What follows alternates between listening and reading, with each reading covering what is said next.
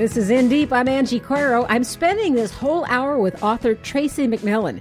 She's touring with her new book, The American Way of Eating. She's stocked shelves at Walmart, picked garlics and grapes in California, worked the Applebee's kitchen, and then made nationwide headlines as a Rush Limbaugh target. An hour's conversation with the overeducated Tracie McMillan on In Deep.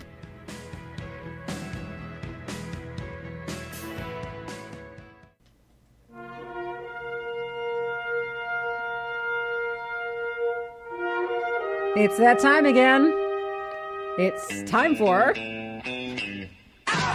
our one and only demented sidekick, Buttercup. It's gotta laugh. Half the talent behind thepoliticalcarnival.net. She's actually the big half of the talent at thepoliticalcarnival.net. Laffy, welcome aboard. As always, we are welcoming your particular take on the news of the week.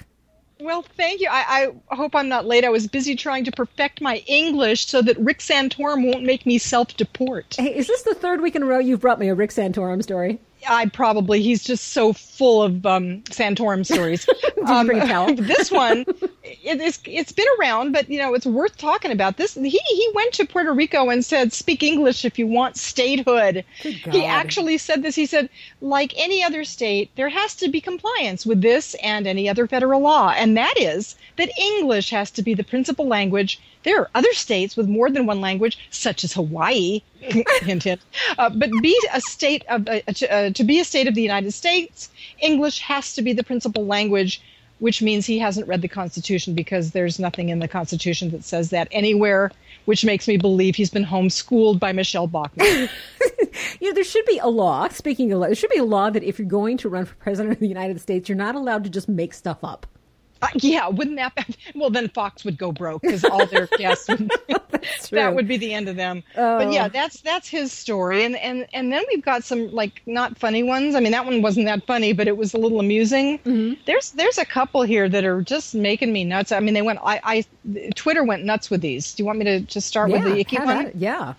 Okay, there's a site that somebody sent me to. There's a guy in Tampa, Florida, that's selling stickers that say things like, "Don't renege," not renege, not renege, but renig.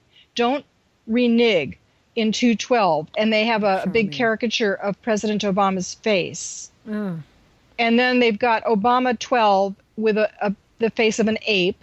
And then they have, "I've got nothing against Allah." It's his fan club I can't stand. So they're kind of an equal opportunity offender. And, on the heels of the Alexandra Pelosi video of Mississippi residents calling President Obama a half-breed, and all this other stuff I've been finding, for years now on the internets, this is just horrible. It's just, with all the hate speech that started when President Obama ran, it just, the first time, in 2008, it's so disheartening. But you know what it can be? It really can be a great motivator, because as I always remind people when stuff like this comes up, these people get to vote as often as we do. And if you don't go to the poll, they just might. So this is why you vote. Get off your butts and vote. Absolutely. That and the Supreme Court are my, two major motivators. But then we have a little bit more amusing one, although it still bothers me. It's a site called Bastard Blasters. And when you go onto the site, up pops a window that says a little intro, and then it says, "Our novelty products, contests, and website are intended for," in big letters, "mentally stable and responsible adults with common sense and a sense of humor," in big red letters. If you do not feel that this describes you, or are easily offended, in big letters, our site is probably not for you, and we politely ask that you visit a different site. And the reason they have this big stupid disclaimer is because they're a nonpartisan bunch of people that what were you going to say, really? I ain't going to say. But they offer this product they're these clay discs that you can destroy, and they've got on them caricatures of Nancy Pelosi, President Obama, and Sarah Palin.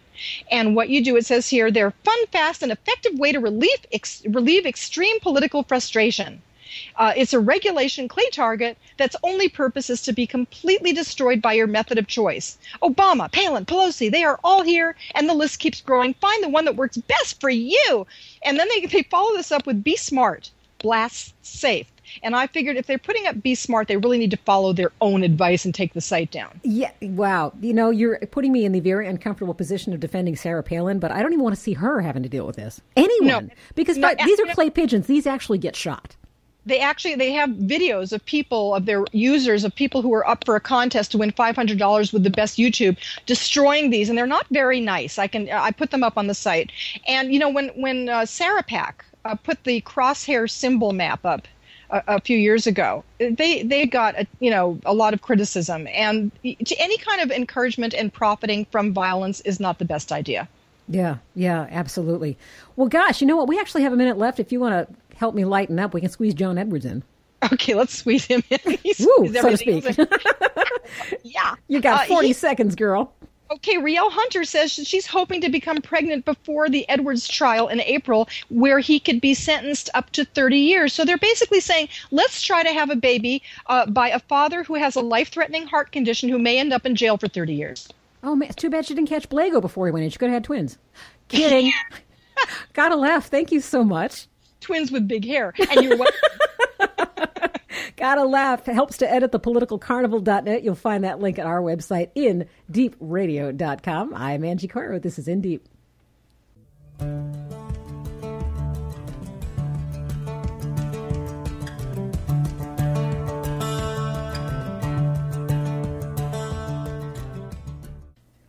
This is In Deep. I'm Angie Coiro. In a just world, Tracie McMillan would be best known for her impressive new work, The American Way of Eating, undercover at Walmart, Applebee's, Farm Fields, and the Dinner Table. That's a book.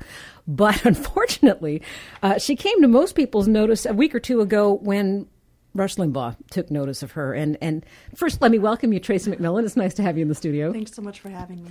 So you were excoriated for being overeducated. You are the overeducated Tracie McMillan. It's true. I was talking with friends. I said, well, does he realize I only have a BA? And then I put myself through school because, as somebody from a working class background, I sort of get the dig that, people with multiple PhDs sometimes can be a bit removed from what reality is like for a lot of Americans. And I get that. But I was thinking, I worked my butt off to put myself through school, and I got a BA and I got a job and I do my job. I don't understand what the problem is with that, unless you think women aren't supposed to do any of those things. So, is it true that no publicity is bad publicity? Does it work out to be a plus? In this case, I think that's definitely been the my experience. It's particularly once other media picked up on it.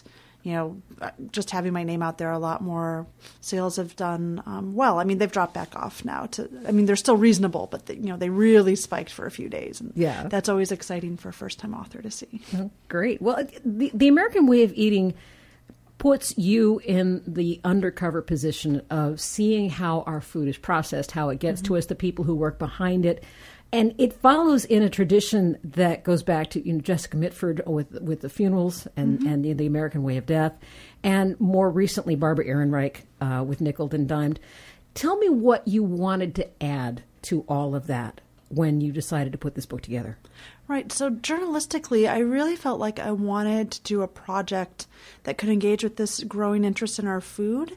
And also that could get at some of the softer parts of that undercover experience. I love Barbara Ehrenreich's book, and she engages mostly with her experience as a laborer, so in strict economic terms. And I wanted to take a little bit closer of a look at what those economic terms meant for the terms of someone's life, right? So in terms of, the meals that I was preparing, and not just in the straight thing, well, cheaper food is cheaper, so that's what I'll buy.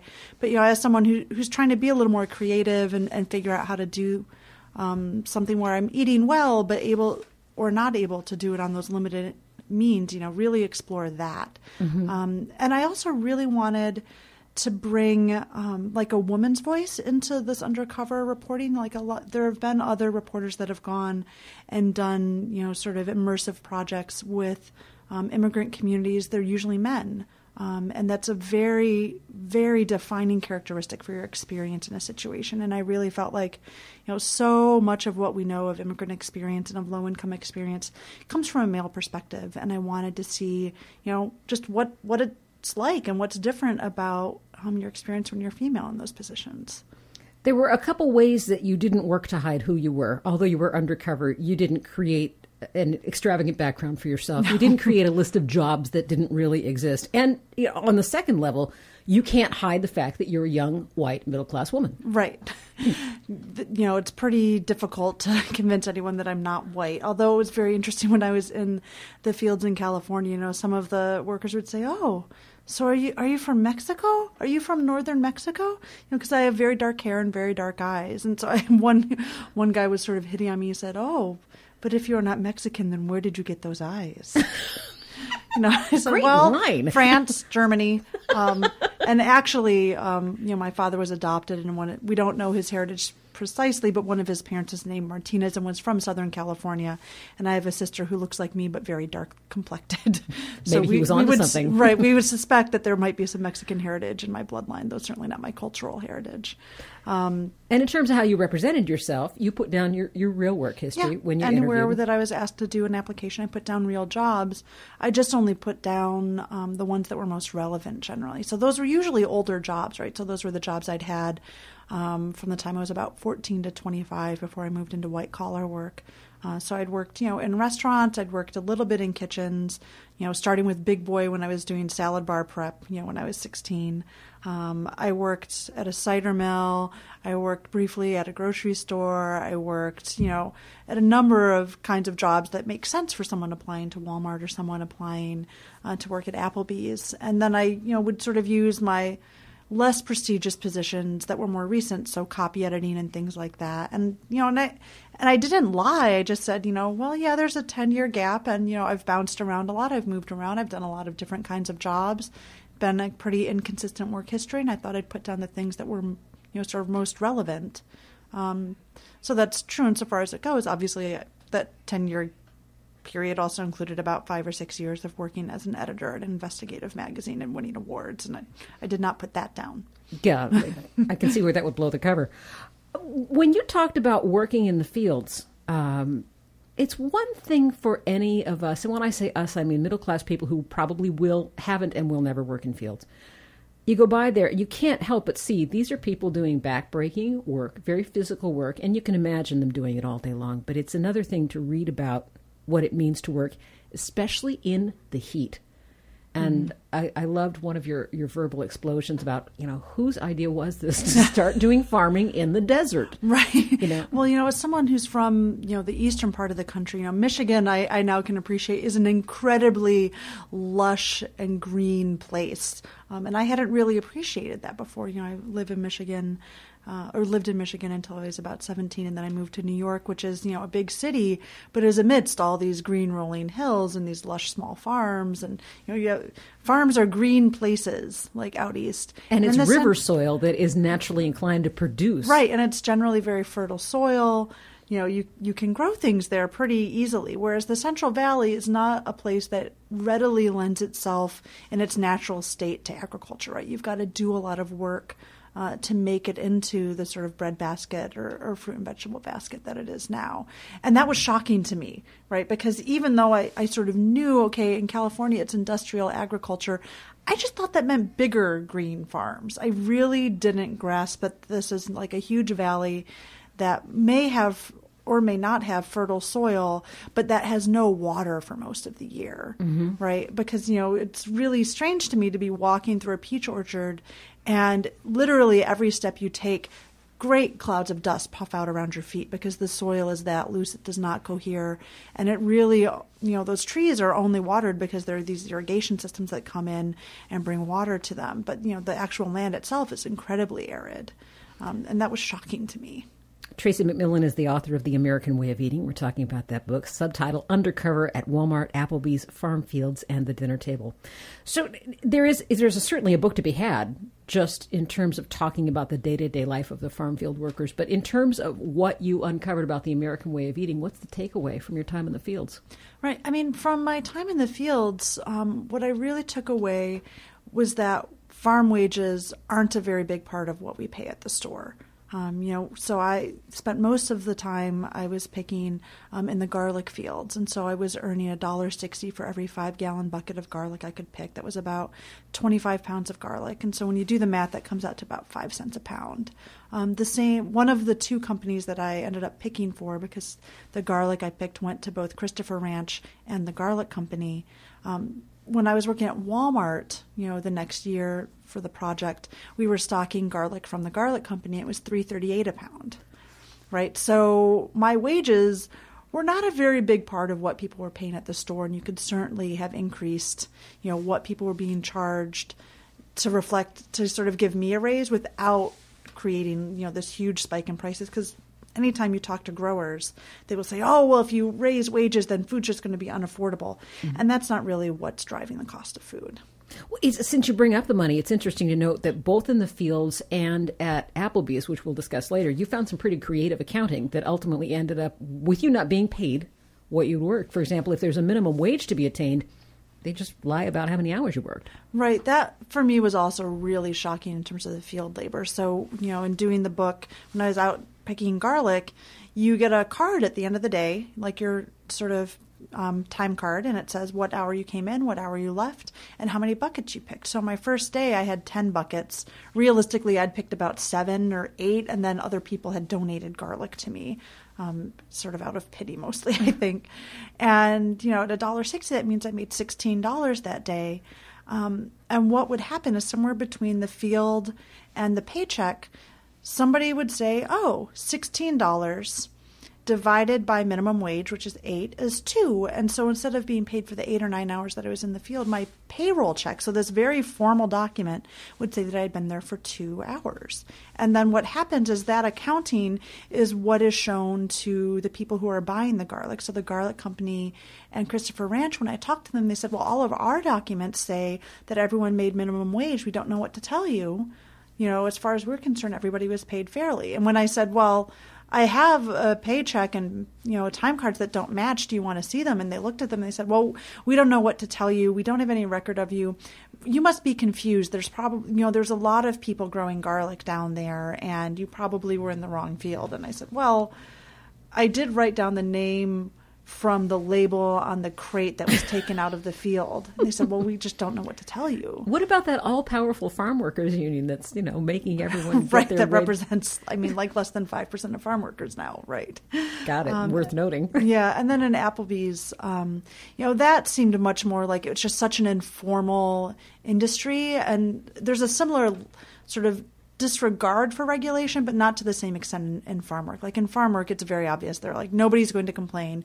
We don't have to comply with the laws because nobody's going to come and check either. And in terms of Applebee's, I did get a sense that the company cares about, making sure it doesn't run afoul of any laws and things like that. But because it's such an informal workplace, people are like, oh, we'll fix that problem with your paycheck.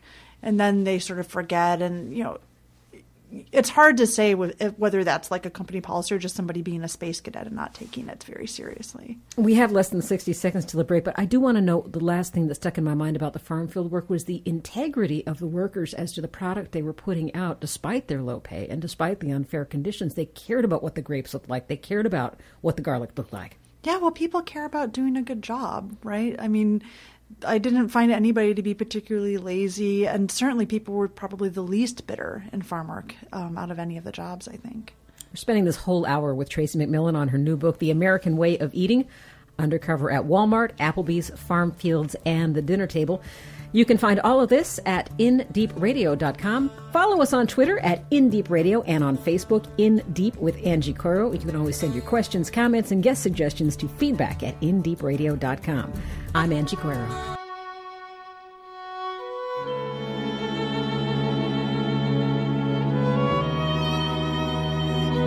You are listening to In Deep. I'm Angie Coiro. My guest is Tracie McMillan with her new book, The American Way of Eating.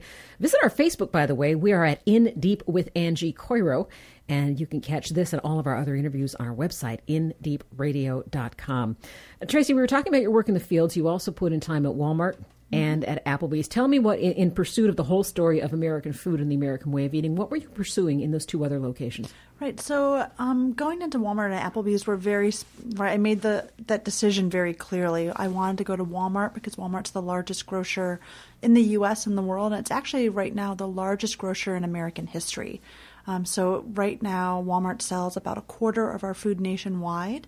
But it's really important to remember that people don't go grocery shopping nationwide, right? Like in New York, I'm not sort of judging the price of oranges against Los Angeles. Right. And so in, I think it's 29 metropolitan markets, Walmart represents more than 50% of the food market in areas. And then in smaller towns and things like that can often be, much higher than that. And there's a lot of towns where Walmart's the only game in town when it comes to food. That must have been an interesting contrast for you coming at this as you were ultimately in New York. You were originally Midwesterner, but as a New Yorker, and you talked about the first Brooklyn supermarket you had there.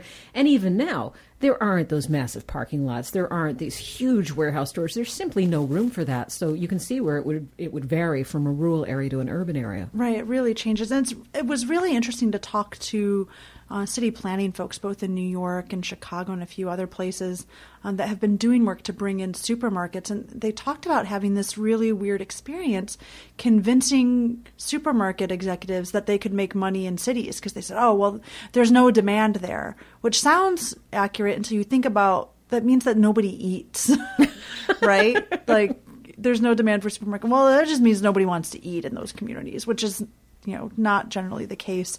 But what ended up being the problem was that supermarkets really had their heyday in mid-century America, mid-20th century America, which is, the big thing with suburbanization and those kinds of metrics. And so the way that supermarkets would decide if it was a good place to put a supermarket was median income, because suburbs had fairly high income levels and a fairly dispersed population. Whereas in a city, the way that you can measure it is not so much a higher income level, but by population density. So there might be, instead of $50,000 a year, households might make $35,000 a year, but there's 5 times as many of them in the same space. Mm-hmm. And to have to convince supermarket executives that could work for them, and also taking people on tours from supermarkets, and saying, look at this neighborhood, and talking to, I think it was Fran Spencer in Chicago was telling me, we had some folks that, just were very clearly very uncomfortable driving around an urban area, and they really felt like, those people aren't our customers.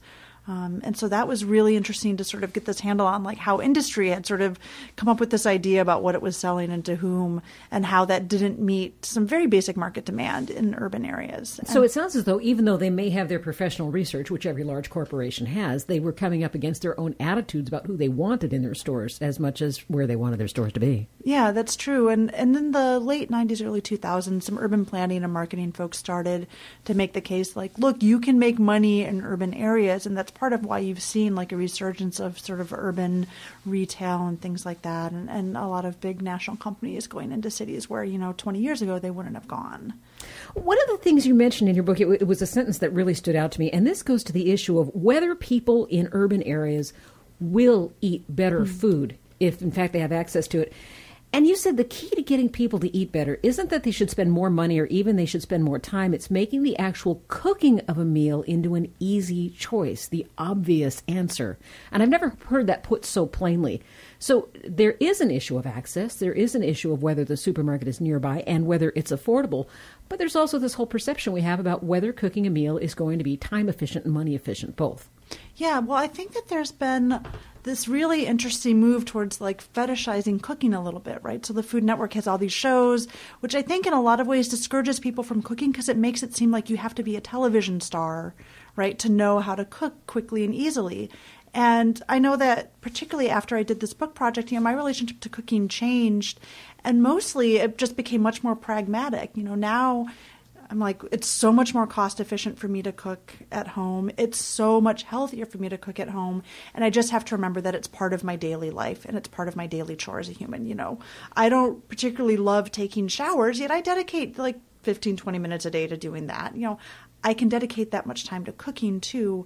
And particularly, I went and did this little sort of household experiment comparing Hamburger Helper from scratch to Hamburger Helper from the box. And I was really shocked that cooking it from scratch took me 1 minute more than making it from the box, and was significantly cheaper. So I don't remember the exact numbers, but it was something that was like $6.25 to buy all the ingredients required to do it from the box and use the box, and it was $4.50 to do it from scratch. And so if you know how to cook and feel empowered to just say, okay, is it worth me spending 5 times as much, like this is going out to eat, is it worth me spending 5 times as much on a steak and potatoes to not have to do it myself and not have to do the dishes? Like that's a really empowering sort of decision to be able to make, where I say, okay, well, it cost me $4 for the ingredients and 20 minutes of my time.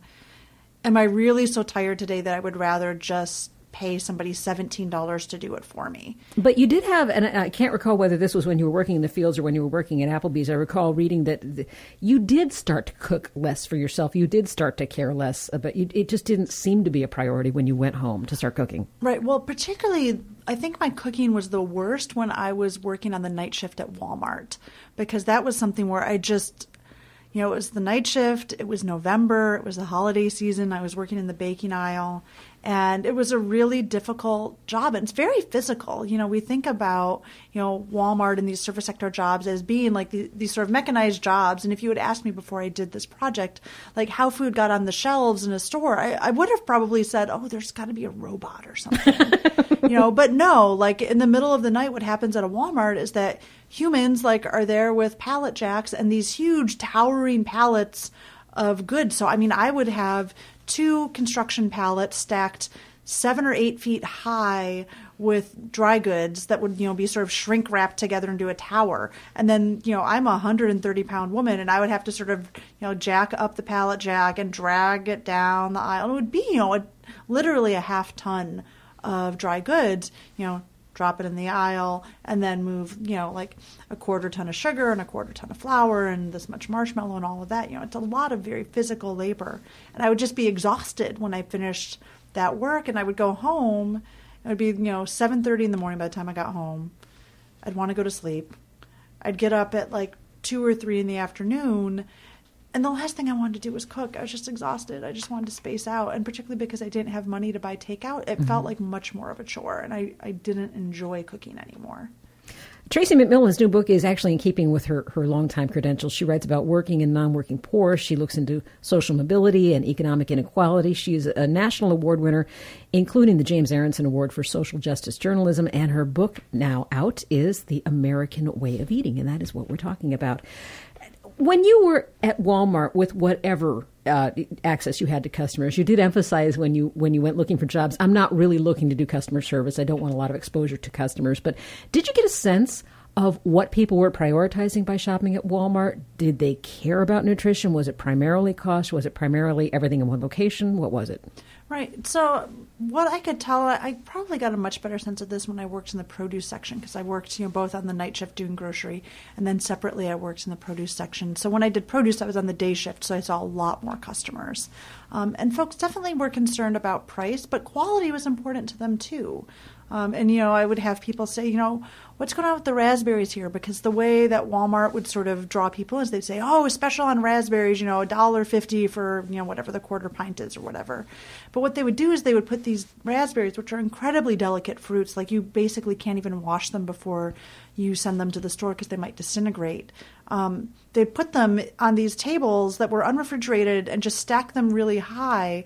And so every day we would throw out tons of these little things that were at the bottom and so had not been getting aerated and turned into little mold bombs, right? And so people were really concerned about that and wanted to know, how do I get good quality produce? And people want an affordable price, but they also don't want crap.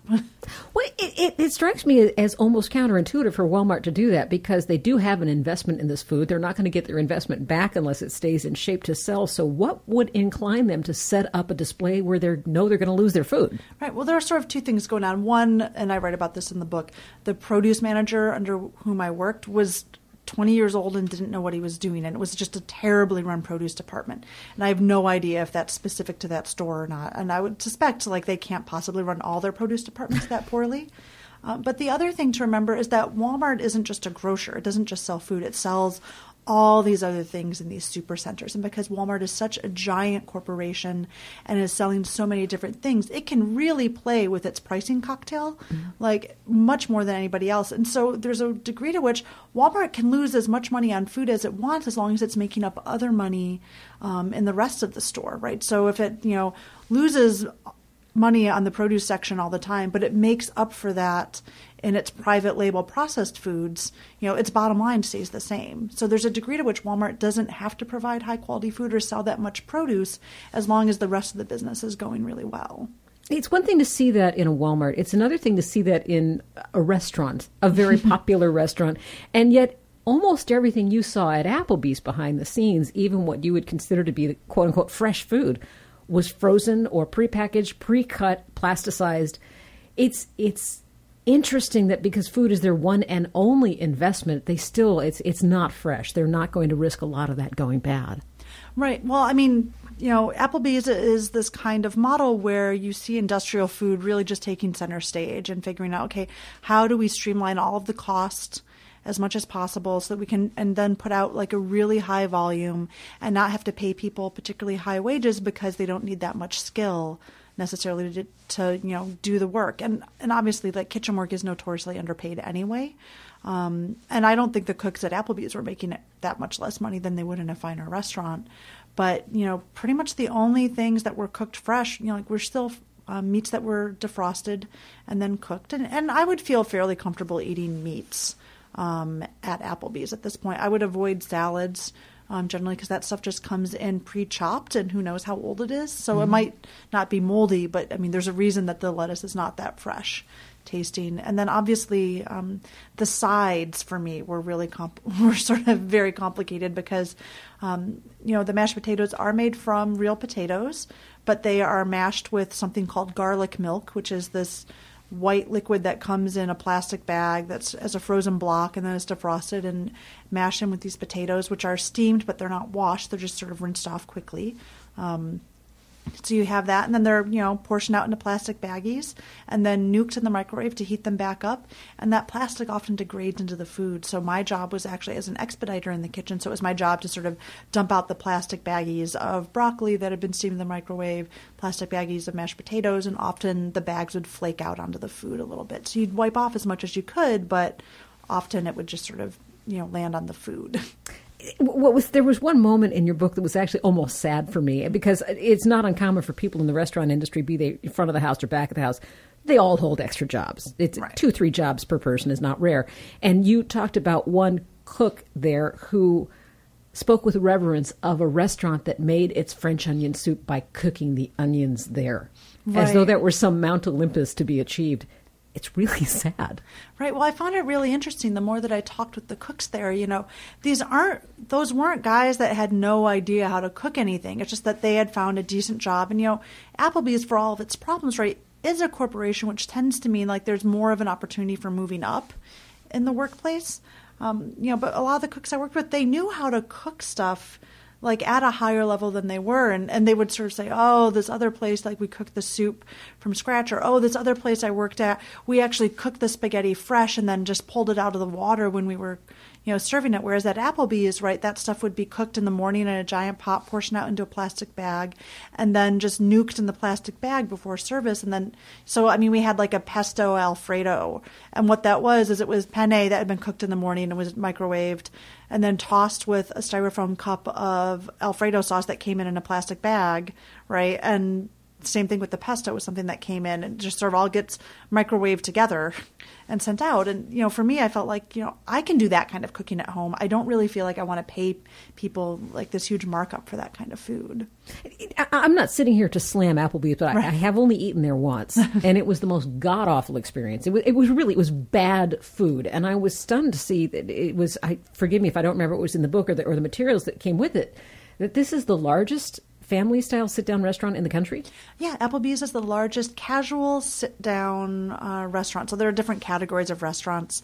And it's important to remember, right, restaurant industry is still dominated by independent restaurants. So the vast majority of restaurants in the U.S. are independently owned.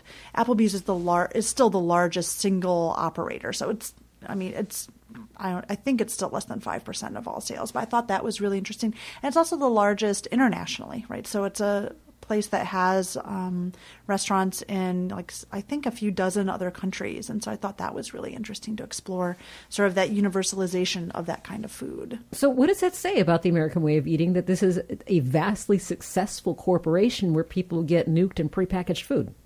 Right. Well, I think it's that people aren't really going to Applebee's because they think the food is so great. They're going there because it's familiar, they know what they'll get, and because they just want to go somewhere easy and sit down and have someone take care of them for a night. And I don't begrudge anybody that. I go out to Applebee's when I'm with my family in Michigan, and it's fine. Now that I know how to order off the menu, I usually am like, okay, I'm just going to have this burger, this catfish sandwich, and French fries. If you stick to the basic diner type fare, I feel like I've generally had a good experience. Well, in fact, you talked about the way that pre-prepared food is permeating, even the upper echelons of restaurants. You made a reference to Thomas Keller using flash frozen French fries, which blew me away. Thomas Keller, for our listeners who don't know, is a respected high-end chef. Yeah, so I just, did a little bit of research trying to figure out, do other restaurants do this? How common is this? And there are some things that, lots of chefs have just decided, we can serve it something that is made and processed, and then we sort of dress it up, and it will taste just as good. And, I'm not really against that entirely, particularly for something like French fries, but I thought it was really interesting because we think when we're going out to eat that we're paying someone to cook for us, and the degree to which we're getting someone to cook for us versus nuke something for us, I think that's important. That's an important piece of information to have. Got another segment to go with Tracie McMillan. Her book is The American Way of Eating, undercover at Walmart, Applebee's, Farm Fields, and the Dinner Table. We'll be talking a little more about the content of the book, and to some extent, the reception she's had for the book is almost as interesting as the book itself, so we'll be getting into that. You're listening to In Deep. I'm Angie Coiro. You can follow us on Twitter at In Deep Radio. We'll be right back with Tracie McMillan.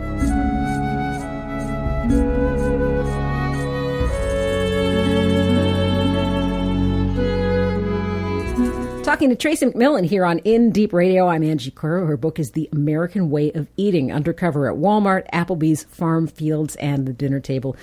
We're talking during the break about the narratives around poor people and food. What poor people are willing to eat, what people who live in poverty, what their preferences are, whether they have access to food. Some of that you found to be true, some of it you found to not be true. Right. Well, obviously, folks with limited income want convenience as much as anyone else. But, I've felt like I heard a lot of people often saying things along the lines of, well, poor people, they just go to Walmart because they don't care. Or poor people, of course they're eating fast food because it's so cheap. And actually, fast food's not that cheap to feed a whole family. And there's actually a study recently documenting that most fast food purchasing is done by middle income families. Pretty much everyone I met that was of limited income, did really care about their meals, and they did care about health. I've never had anybody say, what would be awesome? Diabetes. And I'm just going to start eating crappy food because I want that. And I felt so there's got to be something more going on. And the more that I dug into this, the more that I really felt we've just really failed at making it easy for folks to get to fresh, healthy food and to include it in their lives. And so maybe instead of sort of lecturing at people about what they should be eating, which, we've certainly been doing at least since I was a kid, telling people to eat their vegetables, and folks don't really do that. Maybe we should start looking at other ways to make that the easy choice for people instead of just assuming that it'll be easy for them.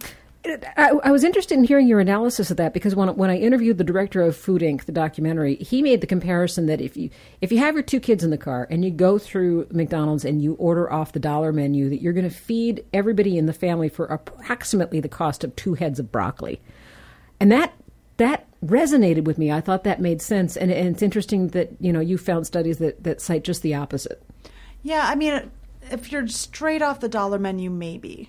But who's going to restrict themselves to the dollar menu right, all the time? But I feel like not that many people are actually making that kind of that sort of choice. Mm-hmm. And most families that I have talked to, they don't eat fast food that much. They'll do a mix of convenience foods, right? So they'll get pre-cut fruits and they will get pre-cut vegetables at the grocery store so they can nuke that. or, a lot of frozen foods, canned foods. That happens a lot. And so some very creative pairings, right, of like you get this kind of frozen food and then you mix it with some fresh food and trying to make that work. So I haven't seen any sociological data showing that fast food is something that poor people eat, and mostly it's middle-income families doing that. Which makes sense. The obesity epidemic is pretty much across class lines. Right. Well, and I think that, without there being any real proof of families doing that across the board, I sort of think that's not giving low-income families very much credit for caring about their kids or their diets, right? And I think obviously some families probably do make those kinds of choices, and some folks are eating a lot of frozen pizza and things like that. But I don't think that's a straight cost analysis, right? That has to do with convenience and access and wages, right? I think wages are a really big part of this because that's basically a way to subsidize demand for like better food, right? Mm-hmm. And so if you're talking about why low-income families are making those decisions, I think it's much broader than it's easy to go through the dollar menu. One of the things I appreciated about reading your book was at one point you really tackled this polarity that we think about, that you were talking about the fetishizing of food, about this Food Network idea, but then you also talked about the grabbing everything fast food idea. And the fact is we really don't exist in those two polarities. A lot of us exist more in what you just described, which is we do some convenience, we do some fresh foods. And if you present the cooking of food to be economical, healthy, et cetera, you have to start with dried beans and whole everything out of the bag. No one's going to take that much prep, or a small percentage will take that much prep. Most of us exist between the two poles. Yeah, I mean, I think it's important to meet people where they're at, right? And sort of say, okay, well, how are you making decisions about your food and why? And what keeps you from making more healthy decisions? Like that was part of what I wanted to sort of explore in doing these jobs and working, for these wages and living off of them, and sort of seeing what pressures came to bear on the way that I ate. And I found it really difficult to continue eating really well, particularly eating lots of fruits and vegetables, given my income level. I could still eat a lot of home-cooked stuff, but it was a lot of rice and beans, and that gets very drab after a while. And particularly if you don't know how to cook really well, I would also argue that, if you can't cook really well and you don't have a lot of money, cooking, it doesn't make much sense because you might screw it up, right, and end up with a bunch of inedible food that you just spent a bunch of money and time on. And that's why you're going to see people turning to convenience foods, because at least it's guaranteed that you'll have something, right, that you can eat. If you get the frozen bag meal from Walmart for $5 for two people, it might not be the best quality, but at least it's going to be edible, as opposed to if you ruin something and burn it and end up having to get takeout anyway. Where are people learning? The people who do cook, where are they getting? We don't have home ec classes anymore. Right. Well, we actually, interestingly, about the same share of kids take home ec as in the 50s. So it's about a quarter of students, although the gender balance of that has shifted. It used to be entirely female almost, and now it's more mixed. But, we don't have any sort of, there's very little national metric analysis in terms of what people's cooking skills are. Like, there's really no social data on this. Like, do people know how to cook? What do they know how to cook? So what I was able to do is I just found some reports from cookbook editors talking about what they had to do. And it's very fascinating where, in the 70s, they would just say, add 2 eggs.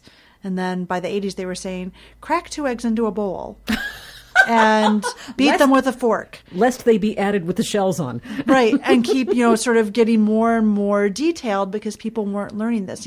And traditionally, folks have learned cooking from their families, but it's been really interesting, particularly in the wake of welfare reform. Families really have to work. There's not that much time that people can spend at home with their kids.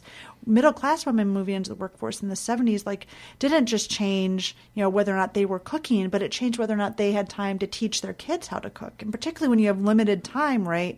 It's a pain in the butt to teach kids to cook. They're going to screw stuff up. You're going to end up with messes.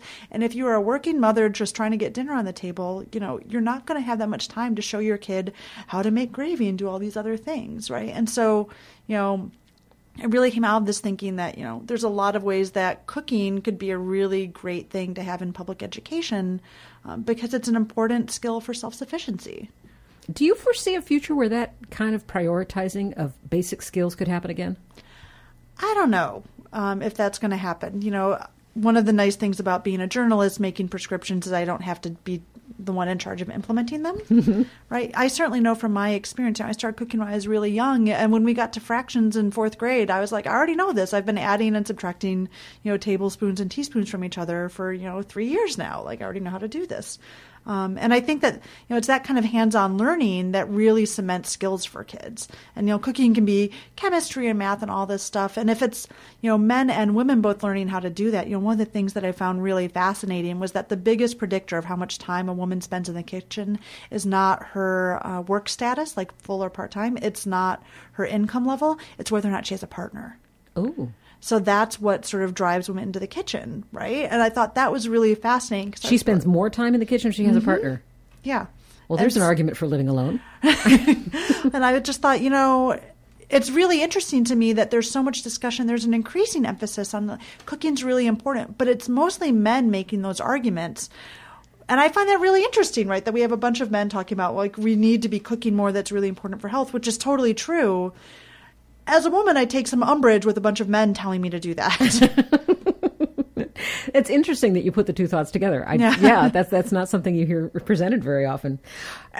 Let's talk a little bit about the reception that you've had for the book so far. Sure. I alluded in the beginning of the conversation to Rush Limbaugh following up his criticism of Sandra Fluke with criticism of you for being overeducated. Let's call that the extreme pole of the reaction to you. But some of the rest of the reaction has been a little peculiar. You and I talked a little bit before we started our show about a reaction you got in the San Francisco Chronicle that seemed to be reviewing more than the book, seemed to be reviewing the very concept of you doing this. And there are some other folks who made assumptions about you as a person, deigning to go down with the little people, minimizing your standards of life to do this undercover fakery. What are the assumptions underlying that you've been discovering? Right. Well, it's been really interesting for me because one of the reasons I wanted to go and do the book was because I felt like so much of the discussion around food didn't take into account how most of America lives, right? It was something that made a lot of sense for upper income families, but didn't make sense for working parents. And so, I sort of wanted to go and like prove the foodies wrong and sort of like engage with all this stuff, right? Which is funny, but is also true. And so there's a degree to which I identify with these concerns around elitism. And so I was particularly shocked to sort of be getting those same charges levied against myself. And even the Rush Limbaugh stuff, talking about me as a single white woman who's overeducated, that's all code for elite in a lot of ways too. And so to get, this reaction that I'm some sort of elitist, I think generally speaking, probably means they haven't read all of the book, right? Because I go into my background and my roots pretty clearly in the introduction and talk about, that I grew up in a working class family with a lot of struggles. And certainly we didn't have a lot of money, and that's part of why I wanted to do the book. So it's just really interesting and sort of gets at like this idea that, well, if you care about food, you must be an elite person and you must be this sort of high-end fancy person. And the whole point of the book is that, most Americans already care about their food and we need to be talking with those people, and to just be really fair, most people who are working at Walmart are not going to be able to get the kind of audience that I can get as a journalist to talk about their lives, right? And so while the book chronicles my experience doing those jobs, like I'm there as a ruse to get people to pay attention to what's happening with my coworkers and the folks that, don't have the luxury of being able to go to like a white collar job at the end of the day. There's a certain symmetry to the assumptions that are around your creating the book and the assumptions that you examined in the book.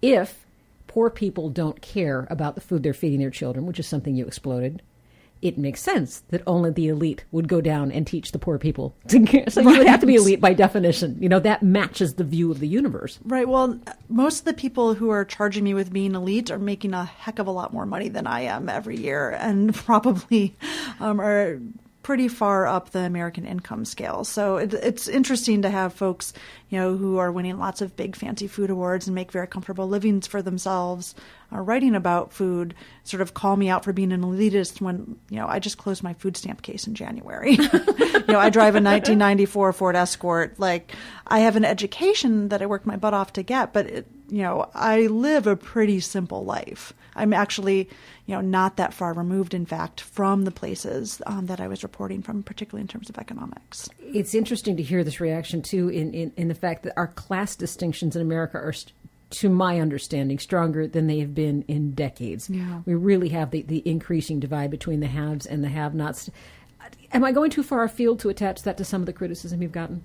Well, I think there's a growing class consciousness in the U.S., which has been really interesting because part of the reason that I started writing about food was that what I really wanted to do probably 5-7 years ago as a reporter is I wanted to write about poverty and welfare, and that's what I found really interesting and had a passion for.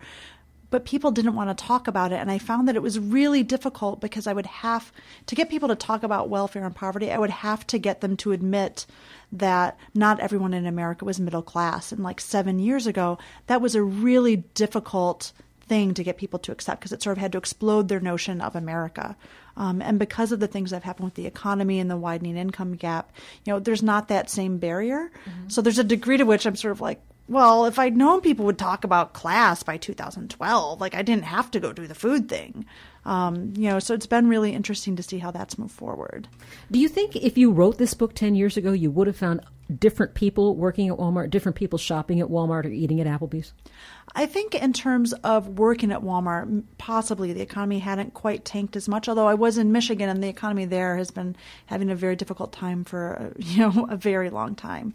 And particularly when I was working on the night shift, I realized, most of the people I was working with had worked there for 7 years, for 10 years, for 12, 15 years. These are folks who in an earlier generation would have been the ones working at a factory making a union wage and supporting their families. Now, they go and they work at Walmart for 7 years and they eke their way up to $11 an hour. What's the most surprising takeaway for the book from you, the thing that really rocked you? Yeah, I probably was most surprised to find how unregulated farm labor was in terms of wage and hours.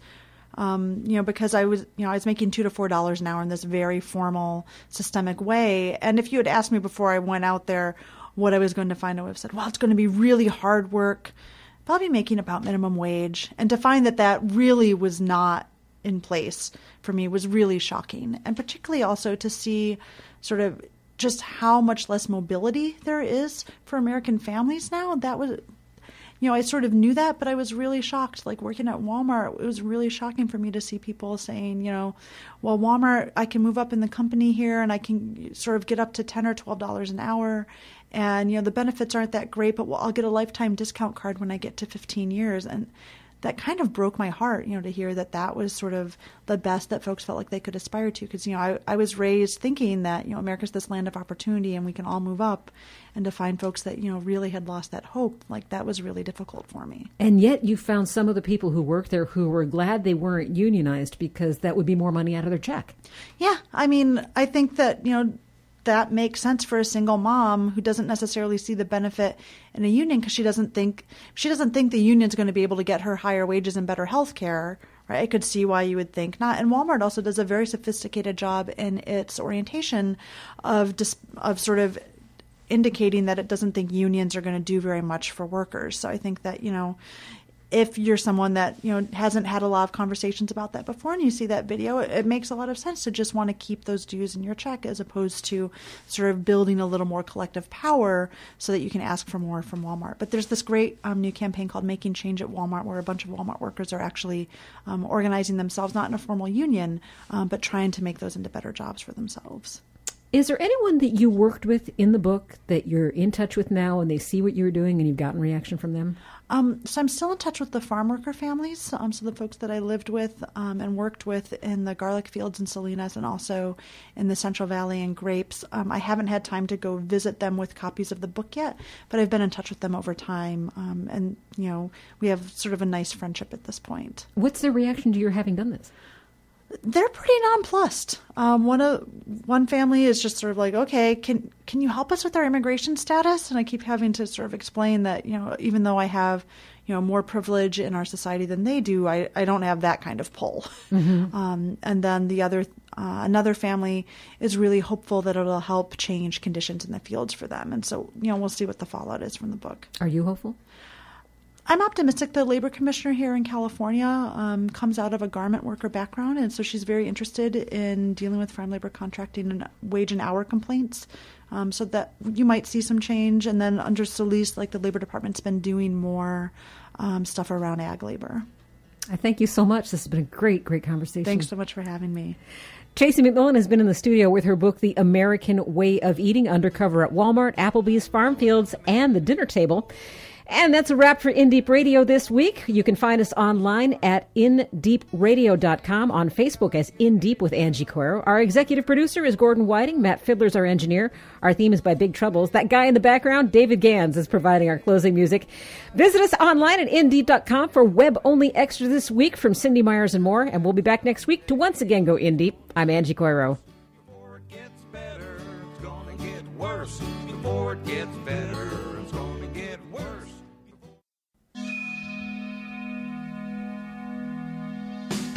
Thanks for tuning in this week to In Deep, which is a production of Live from the Left Coast.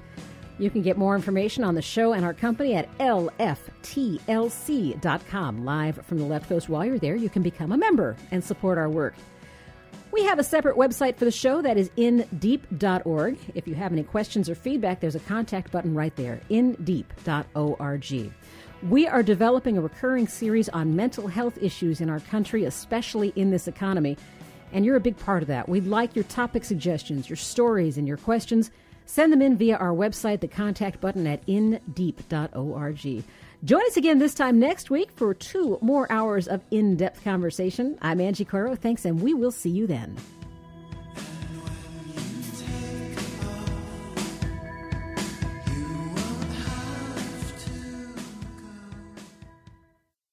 You're listening to WPWC 1480 AM, Dumfries, Virginia.